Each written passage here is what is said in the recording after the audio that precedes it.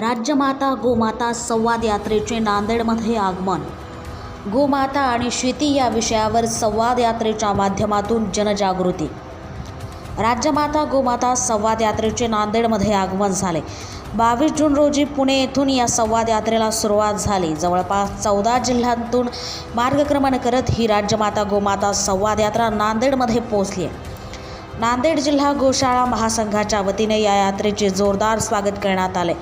नांदेड शहरातील विसावा हॉटेल येथे गोमाता आणि शेती या विषयावर मान्यवरांनी मार्गदर्शन केले. गोमाता आणि शेती या विषयाची जनजागृती या राज्यमाता गोमाता संवाद यात्रेच्या माध्यमातून करण्यात येत आहे. दरम्यान सध्याची परिस्थिती पाहता गो आधारित शेती होणे गरजेचे असल्याचे मत महाराष्ट्र गोसेवा आयोगाचे अध्यक्ष शेखर मुंदडा यांनी व्यक्त केले. राज्यमाता गोमाता संवाद यात्रा ही 22 जून रोजी पुण्याहून सुरू झाली आहे. आज ही नांदेडमध्ये आहे. 14 जिल्हे आमचे पूर्ण झालेले आहेत. आम्ही रोज 2 जिल्ह्यात जातोय आणि अतिशय सुंदर असा रथ आम्ही राज्यमाता गोमाता संवाद यात्रेचं बनवलं आहे. आमची ही यात्रा शोभाजी नाही. आम्हाला जो संदेश याच्यातून द्यायचा आहे तो मुख्य संदेश असा आहे की आत्ता जी शेती जी खराब झालेली आहे ती शेती ही गो आधारित शेती होणं खूप महत्त्वाचं आहे. प्राकृतिक शेती होणं खूप महत्त्वाचं आहे. आपल्या सगळ्यांना माहिती आहे ग्रीन रिव्होल्यूशन आलं, फर्टिलायझर आणि केमिकल फर्टिलायझर आले, पेस्टिसाईड आले, त्याच्याने उत्पन्न तर वाढलं परंतु जमिनीची परिस्थिती खूप खराब झालेली आहे. आज जे रोग वाढत आहेत, आज साधं उदाहरण देतो कॅन्सरचं. भयानक परिस्थिती आत्ता तुम्हाला माहिती आहे सगळ्यांना. पंजाबमधून तर 2 ट्रेन चालतच होत्या कॅन्सरसाठी रोज, पण आता सगळ्या राज्यांमध्ये कॅन्सरचं प्रमाण वाढलेलं आहे. आणि 2030मध्ये सायंटिस्टचं म्हणणं असं आहे की 5 जणांमध्ये 1 जणाला कॅन्सर होईल.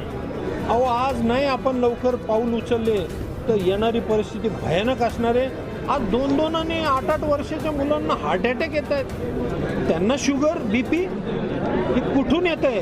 हे जे आपण खातोय ना त्याच्यातून येतं आहे. सगळं केमिकल आणि पेस्टिसाईडचा परिणाम आहे. वापरलं पाहिजे पण त्याचं लिमिट आहे. पण आज शेतकरी ज्या पद्धतीने वापरतोय, मला असं वाटतं आम्ही अवेअरनेस करायला आलो आहे की आता गो आधारित शेती, प्राकृतिक शेती, सेंद्रिय शेती करा. आणि त्याचा उपाय आमच्याकडे आहे. आम्ही गोखत तयार करू शकतो. आज 986 गोशाळा आमच्या महाराष्ट्रात आहे आणि त्या 986 गोशाळेमध्ये 1,53,000 गोवंश आहे. 10 किलो एक गोवंश 10 किलो शेण देतं. आज 15,30,000 किलो शेण होईल. आणि हे दोन्ही एकमेकाला कसं पूरक आहे बघा. यांनी जर शेण बनवायला सुरुवात केली, गोखत तयार केलं आणि ते जर शेतकऱ्यांना दिलं तर त्याच्यातून गो आधारित शेती सुरू होईल.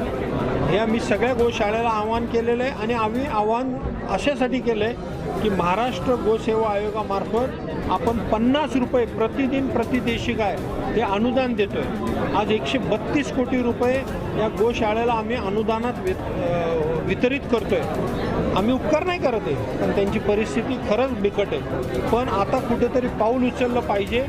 हे जीवामृत, घनजीवामृत आणि बीजामृत याची वेळ आलेलीच आहे. आता जर नाही आली आणि आम्ही त्या ऑफिसमध्ये बसून मुंबईच्या पुण्याच्या नाही सांगू शकत. आता लोकांमध्ये यावं लागेल, यांना सांगावं लागेल, एक ज्योत पेटवायला लागेल, एक आग तयार करायला लागेल, एक चळवळ तयार करायला लागेल. बघा, ग्रीन रिव्होल्यूशनच्या नावाखाली हे झालं.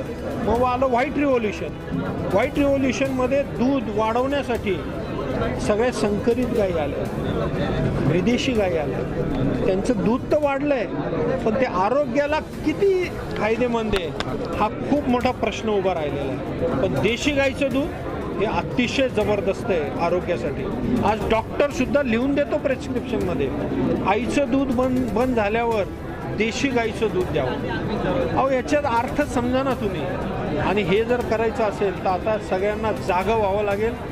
शेतकऱ्यापासून, गोशाळेपासून, गोसेवकांपासून आणि दानदात्यांना पण. मी दानदात्यांना पण आवाहन करतोय की त्यांनी पण आपलं दान ह्या सत्कर्मासाठी द्यावं. आता मी सगळ्या गोशाळा या आत्मनिर्भर करणार आहे आणि त्याचं पाऊल मी उचललेलं आहे. आणि मला खात्री आहे की मी लवकर हे सगळ्या गोशाळा आत्मनिर्भर करेल.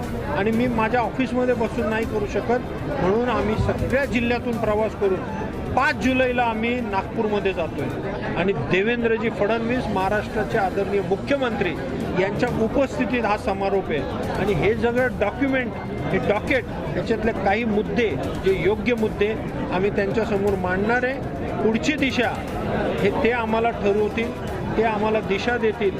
पण मला एक खात्री आहे की ते सुद्धा गो भक्त आहे आणि त्यांना या सगळ्या परिस्थिती माहिती आहे. त्यामुळे येणारा काळ हा चांगल्या पद्धतीने आपण करू शकतो. तुम्ही गोसेवा आयोगाचे अध्यक्ष आहात. महाराष्ट्रात गोहत्या प्रमाण वाढलेलं आहे. हे थांबण्यासाठी तुमचं काय नियोजन? आम्ही खूप मोठं पाऊल उचललं साहेब. आधी परिस्थिती तुम्ही सांगता बरोबर तशी होती, पण आज 21 मेला जी गृह खात्याकडून ऑर्डर निघाली, म्हणजेच माननीय मुख्यमंत्री साहेबांकडून जी ऑर्डर निघाली आहे ती तुम्ही एकदा वाचा.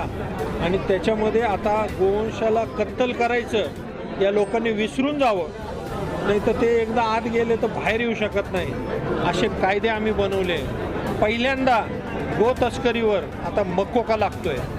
ऑलरेडी 53 केसेस झाले आहेत महाराष्ट्रामध्ये. मकोका लावले. मकोका लावल्यावर तुम्ही किती पैसे लावा, वकील लावा, आता नाही सुटू शकणार. वारंवार केस जर त्याच्यावर होत असेल, 3च्या वर जरी केस झाल्या तर त्याला तडीपार करतोय. अशा ॲक्शन आता सुरू झालेल्या आहेत. आणि मी त्यांनाही विनंती करतो, त्यांना काय करायचं ते करू द्या, पण गोवंशाला आता हात नका लावू तुम्ही. ही लढाई नाही तर खूप मोठ्या पद्धतीने पेटेल आणि आम्ही कायद्याच्या मार्गानेच जाणार आहोत. पण कायदे असे कडक केलेले आहेत. आज आम्ही 4 डिपार्टमेंटचे नोडल ऑफिसर बनवलेले आहेत. प्रत्येक जिल्ह्यात SP, CP, पशुसंवर्धन आणि परिवहन, चौघांना आम्ही आज मुख्यमंत्री साहेबांच्या निर्देश आहेत की नोडल ऑफिसर तयार करा आणि त्यांचे नंबर डिक्लेअर करा आणि ते नागरिकांमध्ये पण द्या. ते त्याचं काम आम्ही आयोगामार्फत करू. सगळे नोडल ऑफिसरचे नंबर सगळ्या नागरिकांपर्यंत आता जातील. त्यांनी फक्त त्यांना कळवायचे. याच्यावर जर नाही कोणी काय ऐकलं तर सरळ 112 डायल करा. आता तिथं ही सगळी नोंद घेतली जाते.